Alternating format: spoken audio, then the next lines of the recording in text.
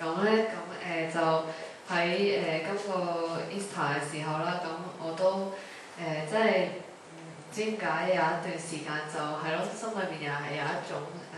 咦點解好似俾神係即係俾聖靈去去催逼有一種嘅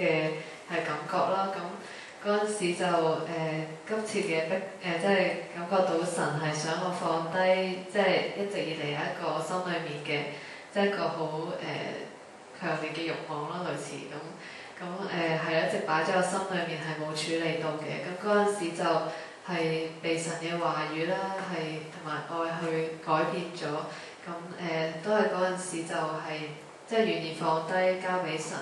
咁之後嘅日子裏面，咁其實都仍然都係好掙扎，仍然都係覺得好難去放低，即係一點嘅係被神去繼續嘅改變，同埋即係好需要嘅就係要繼續嘅祈禱交託啦。咁係到咗而家呢段時候，咁係咯，神即係幫助我，已經係將件事放低咗。咁所以其實真係無論係遇到咩嘢有壞時候，咁真係要。係啦，即係其實最緊要係我覺得係要保持即係警醒禱告啦，同埋即係相信神即係會即係幫助我哋去走出呢啲嘅